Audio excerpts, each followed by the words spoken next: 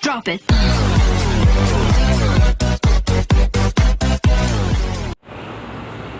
Assalamualaikum warahmatullahi wabarakatuh. Kali ini aku mau menjelaskan tentang atau mempresentasikan PowerPoint yang aku buat tentang penelitian dan penulisan ilmiah matkul filsafat ilmu. Yuk terus lanjut ke slide-nya. Mulai.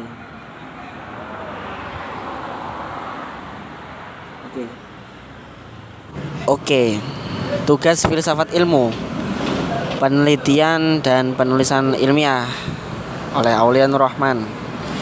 Kita lanjut slide selanjutnya.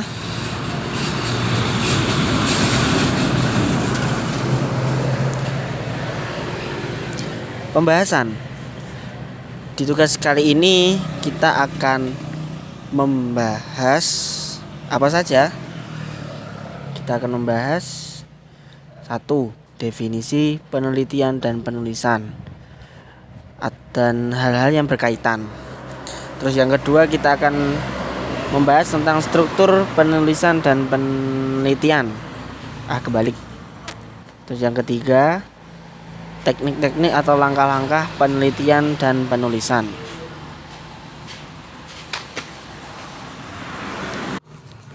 Lanjut. Pertama, penelitian.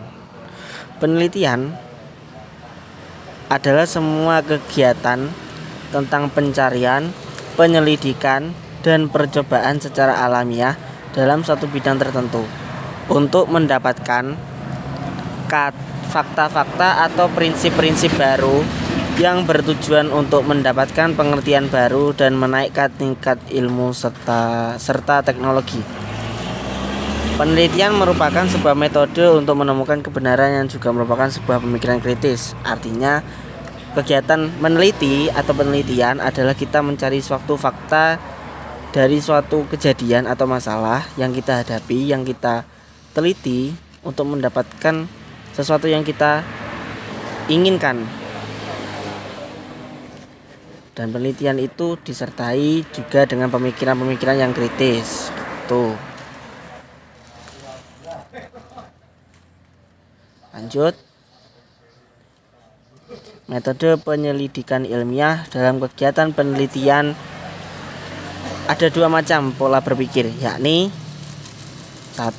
Pola berpikir induktif. Pola berpikir induktif merupakan suatu pola dari proses menemukan teori baru atau suatu proses berpikir untuk menarik kesimpulan yang bersifat umum dari kasus yang bersifat khusus.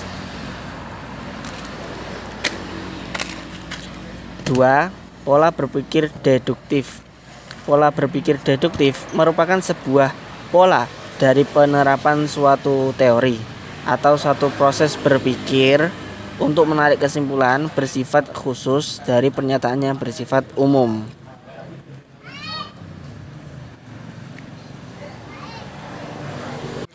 Lanjut tentang penulisan ilmiah.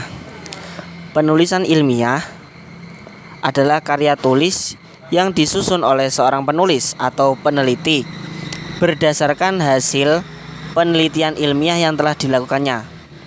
Teknik penulisan ilmiah mempunyai 2 aspek, yaitu gaya penulisan dalam bentuk pernyataan ilmiah serta teknik notasi dalam menyebutkan sumber dari pengetahuan ilmiah yang dipergunakan dalam penulisan.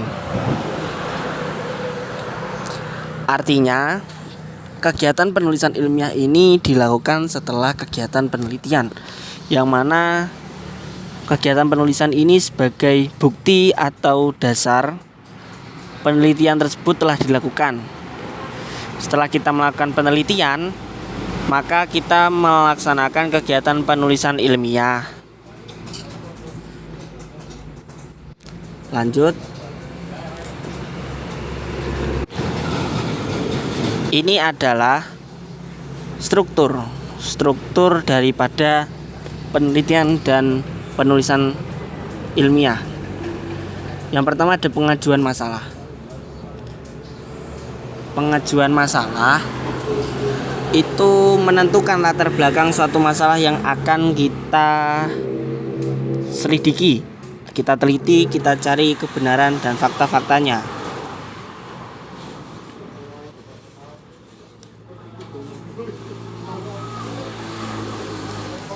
Yang kedua, penyusunan kerangka teoritis. Penyusunan kerangka teoritis ini berisi tentang perumusan hipotesis atau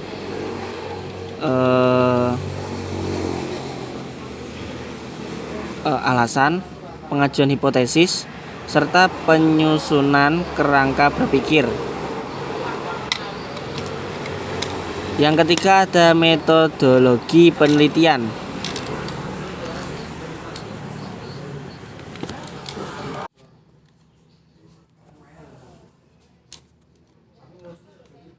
Metodologi penelitian berisi tentang apapun yang meliputi tempat dan waktu serta metode dan teknik penelitian, seperti tujuan penelitian secara lengkap dan operasional dalam bentuk pernyataan, tempat dan waktu penelitian, metode penelitiannya seperti apa, teknik pengambilannya seperti apa, teknik pengumpulan datanya seperti apa, dan teknik analisis datanya pun seperti apa. Lanjut pada hasil penelitian. Hasil penelitian ini berisi tentang kesimpulan yang dapat ditarik dari data yang telah kita kumpulkan dengan hipotesis yang diajukan. Artinya ini adalah hasil akhir yang harus kita dapatkan setelah kita mendapatkan apa yang telah kita teliti dari satu masalah. Yang kelima, ada ringkasan dan kesimpulan. Ringkasan dan kesimpulan ini berisi deskripsi singkat mengenai pembahasan masalah dan pengajuan saran. Artinya pengungkapan kembali hasil penelitian tapi secara ringkas dan juga disertai dengan kesimpulan atau saran dari apa yang telah kita dapat. Yang terakhir ada daftar pustaka dan tambahan, bisa berupa riwayat hidup. Untuk tambahan bisa berupa riwayat hidup atau tabel-tabel yang lain yang mendukung tentang hasil penelitian. Daftar pustaka tentunya adalah tentang sumber penelitian atau sumber referensi, alasan, seperti itu. Lanjut, ini adalah teknik langkah-langkah dalam penulisan.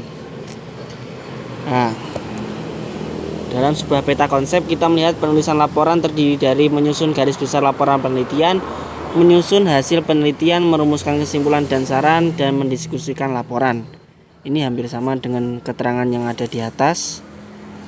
Pertama, menyusun garis besar laporan penelitian berarti termasuk dalam pengajuan masalah dan juga penyusunan kerangka teoritis yang ada pada slide sebelumnya, yang terdiri dari syarat-syarat penulisan laporan.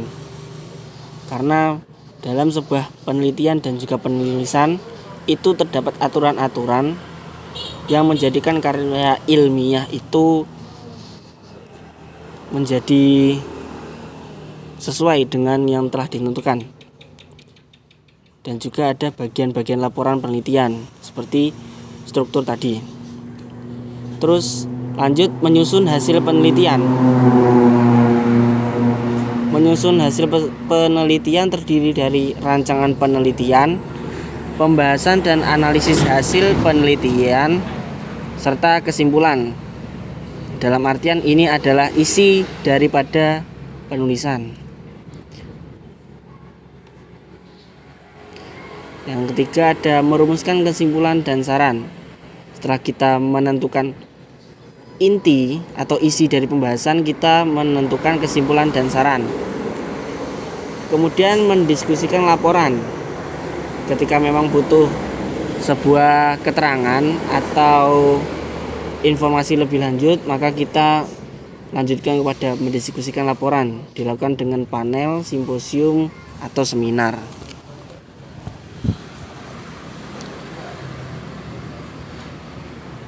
Selesai sudah. Mari kita kembali ke panel awal. Nah, sudah cukup sekian.